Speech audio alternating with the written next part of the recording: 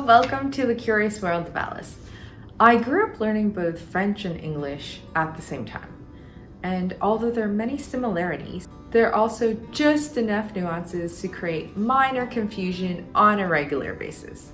For example, the letters E and I. E in French is E in English, and E in French is I in English. Similar with the letters G and J. G in French is G in English, and J in French is J in English. I will be sharing with you some of the challenges and struggles that someone knowing these two languages may experience on a regular basis. Silent letters. There are both 11 silent letters in French and in English, and some are the same and some are not. But more importantly, in French, the silent letter is typically at the end of the word, and in English, it's either at the beginning or in the middle. Let's take the letter C, for example. Blanc in French ends with the letter C that is silent. And muscle has a silent C in English, but you would pronounce that in French, muscle. And for letter G in French, point.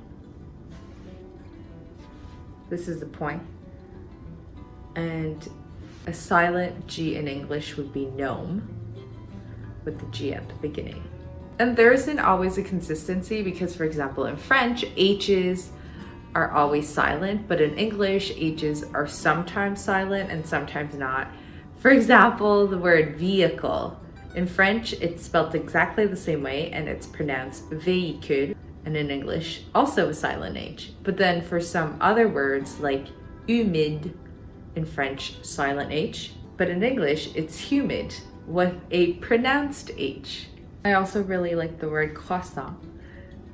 It ends with a T. They're spelled the exact same way for both languages because it's a borrowed French word, but in English, people will typically pronounce the T at the end, like croissant.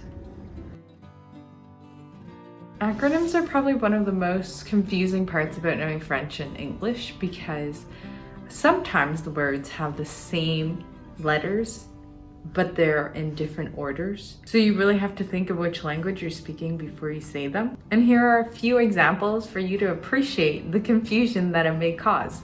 ADN, which is acide désoxyribonucleique.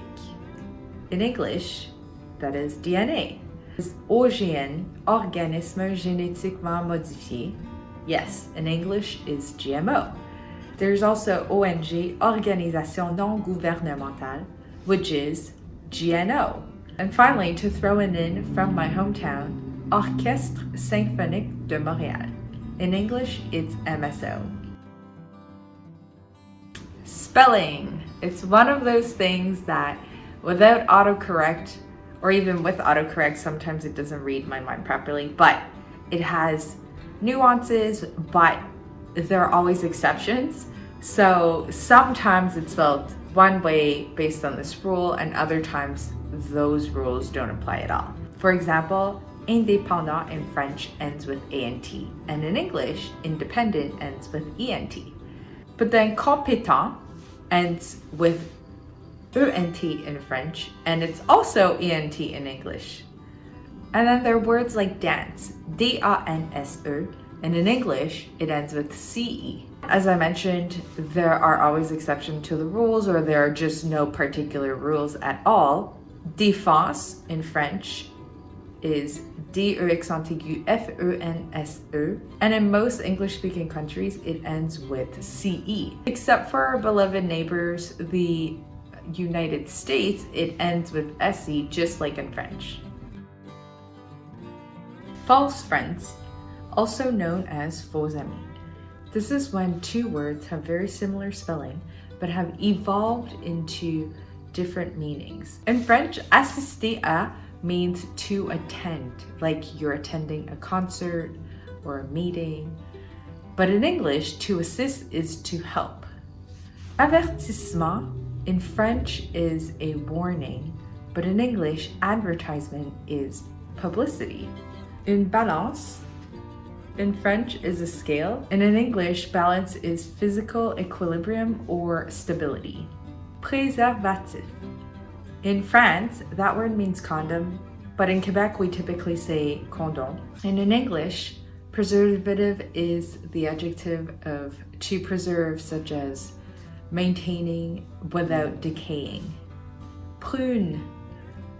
It's the fresh fruit of plum, but in English, prunes are the dried fruit of plums. Quitter is to leave, and in English, to quit is to resign or to give up. And finally, in French, raisin is fresh grapes, and in English, raisin is dried grapes. Now that you've learned the nuances between French and English, and that sometimes there's no set rule and there are exceptions. Typically, French is a language that loves exceptions.